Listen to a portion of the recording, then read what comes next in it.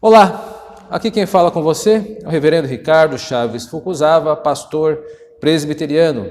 E hoje eu vou pregar no capítulo 2 da Epístola de Paulo aos Efésios, versículos 8 ao 10. Por favor, acompanhe a leitura que passo a fazer.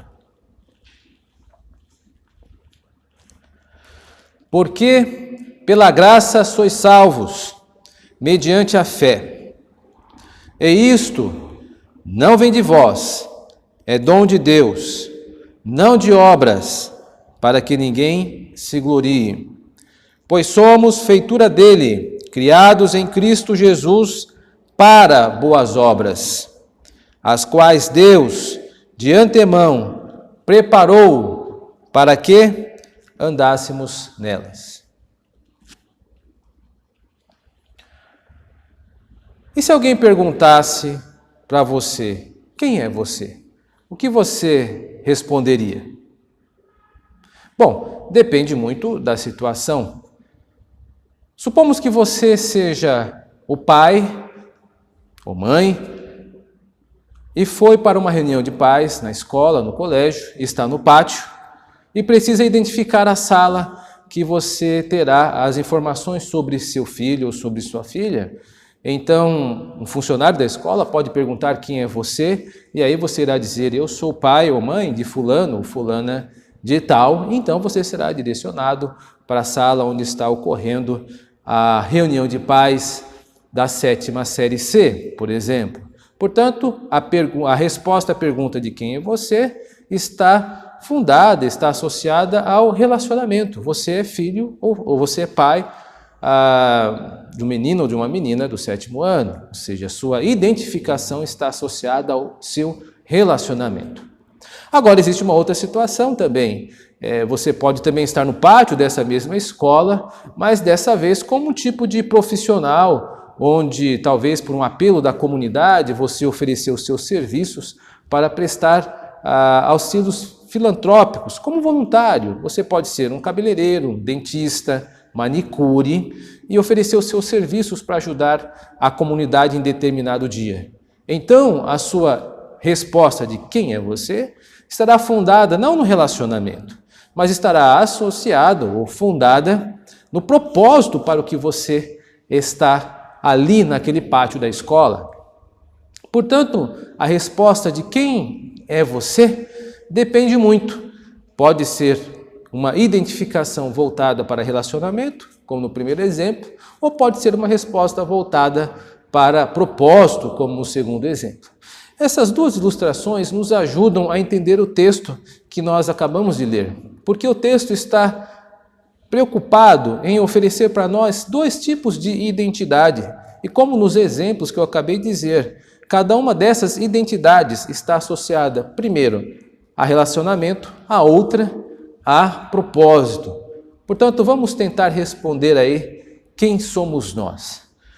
Observando o nosso texto, no versículo 8 a 10, eu vou repetir, ele diz assim, porque pela graça sois salvos, mediante a fé, e isto não vem de vós, é dom de Deus, não de obras, para que ninguém se glorie.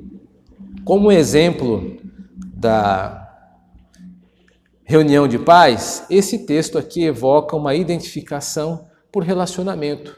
A resposta à pergunta de quem somos nós seria, somos pessoas salvas por Deus. Esta é a primeira identidade oferecida para nós nesses versículos do 8 ao 9. Como eu posso afirmar isso? Eu afirmo isso porque Deus é apresentado como o grande agente da salvação. É Ele que faz a salvação, é Ele que procede com a salvação. Ele fornece os meios da salvação. Nós somos salvos pela graça. E o que é graça? Graça é Deus se movendo para nós de uma forma voluntária e livre. Voluntária porque Ele faz porque deseja fazer, porque Ele quer, Ele não deve isto a ninguém. Livre porque Ele está livre para agir como bem entender, ninguém o julga pelas suas ações. Deus nos ama desta forma. Isto é uma das maneiras que podemos definir ou propor algum tipo de definição de graça. É o favor de Deus dado a nós, favor do Deus pessoal dado a nós, por meio de Cristo Jesus. Nós somos salvos de forma gratuita. Nós não temos nada a oferecer a Deus para que Ele nos salve. E nós somos salvos também por fé, por meio da fé. Deus, Ele instala em nós uma competência para nos apropriarmos da fé. Ou seja, é Deus que nos concede os meios para chegarmos à salvação pela graça. Ou seja, é o Senhor que instala em nós a fé. É importante que se diga isso, porque existem alguns círculos de pessoas que afirmam que é possível que o homem tenha a sua fé natural e acene para Jesus, né? Dê uma chance para Jesus. Não, isso não ocorre. Como nós já lemos nesse capítulo 2 de Efésios, lá nos seus primeiros versículos, o homem não pode fazer nada por si só. Ele está morto em seus delitos e pecados, ele está morto em relação ao seu envolvimento com o mundo externo, porque ele é escravo do príncipe das potestades do ar, e também ele é escravo do mundo para fazer as suas vontades. E o homem também respira a morte de uma maneira interna, porque ele é escravo da carne, seus desejos e suas vontades estão sempre em rebelião ao seu Criador e também faz a vontade dos seus pensamentos. Portanto, o homem não pode fazer nada por si só. É dependente que Deus efetue a salvação pela graça, instilando em nós a condição, a competência de podermos nos apropriar da salvação por meio da fé em Jesus Cristo. Portanto, é o Senhor que nos fornece tanto os fins, que é a salvação, quanto os meios para nos apropriarmos da salvação, que é a fé. Nós não temos nenhum tipo de envolvimento nisso. Prova disso é que Paulo continua insistindo nisso, dizendo que Deus é o agente e é Ele que deve ser glorificado, não nós. A salvação, ela não vem pelas obras. Não somos nós, pelas nossas ações, que podemos fazer alguma coisa por nós mesmos. Em vários momentos da Bíblia, nós vemos que o processo da salvação é feito por Deus e não com nenhuma participação nossa. Nós vemos, por exemplo, isso no capítulo 15 de Lucas, que alguns teólogos chamam de uma forma carinhosa como achados e perdidos de Deus. Lá nós encontramos 3 lindas parábolas que mostram Deus como grande agente da salvação. Por exemplo, quando ele começa a falar das 100 ovelhas, a parábola das 100 ovelhas, onde um pastor deixa as 99 para buscar a que está perdida. Quem está em evidência? A ovelha perdida? Não, está em evidência Deus, com a sua determinação em salvar. É Deus que deve ser glorificado na salvação, pela sua determinação em salvar-nos dos nossos pecados. E aí na outra parábola de Lucas 15, que fala da dracma perdida, uma mulher que revira a casa em busca de uma moeda que não é tão expressiva assim. O que está em evidência ali? A moeda? Não, a moeda não. Está em evidência a determinação de Deus, a sua paciência em buscar, em vasculhar para nos alcançar. Deus sempre é descrito na Bíblia como alguém longânimo, ou seja, de longo ânimo, a ponto de nos suportar para efetivar em nós a salvação. E por fim, uma das mais belas parábolas, a parábola do filho pródigo, ou em nossa linguagem mais cotidiana, do filho gastador, do filho que esbanjador. Quem está em evidência ali é o filho que esbanjou tudo, perdeu toda a sua herança, consumiu tudo das piores maneiras possíveis? Não, quem está em evidência ali é a misericórdia do pai, que embora o filho não mereça, ele, a despeito do mérito, ele ama o filho e o restitui ao seu local de familiar, ao lado da mesa, ao lado dele, do Pai. Veja, a salvação é assim. Sempre Deus está em evidência, seja demonstrando a sua determinação, seja demonstrando a sua paciência, seja demonstrando a sua misericórdia. É Deus que é o grande agente da salvação. Portanto, nós devemos lembrar que nós somos pessoas salvas por Deus, como esses 2 versículos aqui enunciam, afirmam, deixam claro isso, porque a nossa identidade, nós somos salvos, ela está fundada não nas nossas obras, mas no relacionamento com Deus, um Deus que deseja ser glorificado por nós, um Deus que efetuou a salvação pela graça por meio da fé. Esta é a nossa primeira identidade. Passemos agora para a segunda identidade oferecida por nós pelo texto, que é uma identidade que nós podemos dar a seguinte forma para ela: nós somos salvos para as boas obras. Nós fomos criados, somos salvos para as boas obras. Como naquele exemplo que eu dei no início, do voluntário que está no pátio da escola procurando o local onde vai desempenhar suas funções, esta identidade está mais fundada no nosso propósito. Qual é o nosso propósito nessa vida? E o texto no versículo 10, ele declara a nossa identidade focada neste propósito. Eu vou ler para relembrá-la. Verso 10 diz assim: pois somos feitura dele, criados em Cristo Jesus, para boas obras, as quais de antemão preparou para que andássemos nela. Precisamos aqui, para entender melhor esse texto, de uma definição de boas obras. Como você poderia definir boas obras? Há um texto que pode nos ajudar a responder esta pergunta. Encontra-se em Mateus, no seu capítulo 26, verso 10. Mateus capítulo 26, verso 10, trata do seguinte episódio: Maria, a irmã de Lázaro, derrama perfume nos pés de Cristo. Esse perfume exala um odor que invade todo o ambiente e causa ali consternação dos discípulos, que dizem indignados: olha, que desperdício, deveriam ter dado isto aos pobres. E o que Jesus responde? Não molestem Maria, ela fez uma boa obra para mim. Os pobres sempre terão convosco, entretanto não a mim. Veja, este é um bom texto que nos ajuda. Uma boa obra são ações feitas em Cristo, para a glória de Deus. É isso que Maria fez. Maria pegou o seu que havia de melhor e deitou a Cristo, aos pés de Cristo, para a glória de Deus, porque foi Deus, a Trindade Santíssima, que envia o Filho para ser o nosso mediador. Portanto, tudo aquilo que beneficia Cristo, com certeza rende glória ao Pai, glória ao Filho e glória ao Espírito Santo. Portanto, uma boa ação são ações feitas em Cristo para a glória de Deus. Esta definição nos ajuda porque nos diferencia de atitudes filantrópicas, atitudes ditas hoje, entre aspas, como humanitárias, que têm sim o seu valor. Por exemplo, algumas pessoas saem nas madrugadas afora para abaixo da ponte lá do Anhangabaú, em São Paulo, por exemplo, para dar sopa a mendigos. Isso é uma obra humanitária, é uma obra filantrópica, tem seu valor. Mas ela é uma boa obra no sentido da Bíblia? Depende. Esta pessoa que está lá, ela faz isso em nome de Cristo para a glória de Deus? Ou faz isso simplesmente para trazer glória para si mesmo?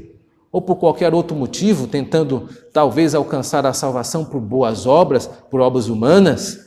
Então aí depende. Então, portanto, uma boa obra, do ponto de vista bíblico, não é simplesmente uma boa obra que beneficia alguém direta ou indiretamente. Uma boa obra é algo que vislumbra em Cristo, que está dentro em Cristo, uma obra para Cristo, uma obra feita em Cristo, melhor dizendo, para a glória de Deus. Ou seja, apenas aqueles que pertencem a Cristo podem, de fato, promover boas obras que glorifiquem a Deus. Maria ilustra bem esta definição. Agora nós podemos continuar caminhando e vemos aqui que precisamos pensar nessas boas obras com um pouco mais de afetividade.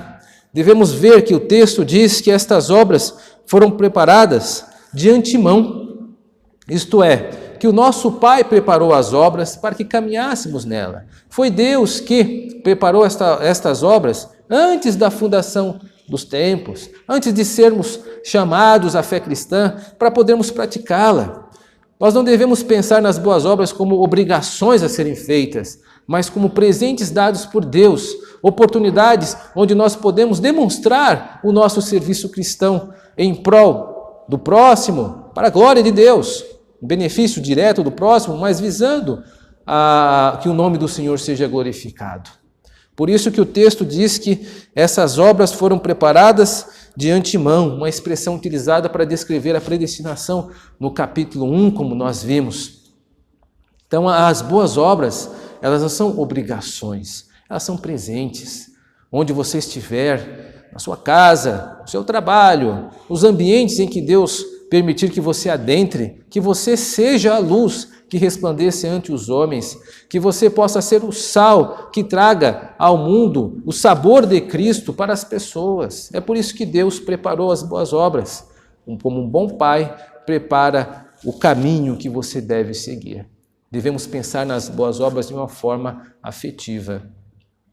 As boas obras também, devemos ver aqui, foram feitas para que andássemos nela. Esta imagem é interessantíssima, porque ela contrapõe com duas imagens que nós recebemos no capítulo 2, no seu início. Lembra como nós éramos descritos? No capítulo 2 de Efésios, lá no seu início, do verso 1 ao 3, éramos pessoas que andávamos segundo o mundo, andávamos segundo o príncipe da potestade do ar. Ou seja, nós estávamos mortos em delitos e pecados, e o nosso andar respirava a morte, exalava a morte. Mas agora não. Nós, como uma nova humanidade, regenerados por meio de Cristo Jesus, nós respiramos vida. Então nós calçamos as sandálias da vida. E eu me recordo a uma imagem da armadura de Deus, algo que Paulo irá trabalhar na sua epístola, no seu capítulo 6, quando descreve que nós devemos calçar os pés com o evangelho da paz, lá no versículo 15 do capítulo 6 de Efésios. E aqui há um início desse caminhar que Paulo se refere no capítulo 6, nosso andar em boas obras. É a maneira como nós andamos, que nós espalhamos o evangelho, não apenas por aquilo que dizemos, mas sobretudo por aquilo que fazemos. São as nossas ações que vão fazer resplandecer diante dos homens, das mulheres, das crianças, ou seja, de qualquer audiência que o Senhor nos coloque, para a glória do nome dEle. Por isso nós devemos calçar as sandálias do Evangelho, a sandália das boas obras preparadas por Deus para que andássemos nela. Por isso essa nossa identidade, ela está muito mais relacionada a propósito. Nós estamos aqui como aquela ilustração no início que eu me fiz referência ao pátio, como voluntários, profissionais voluntários da comunidade. É o nosso propósito que nos define também aqui a nossa identidade. Nós somos salvos para boas obras, para a execução de boas obras.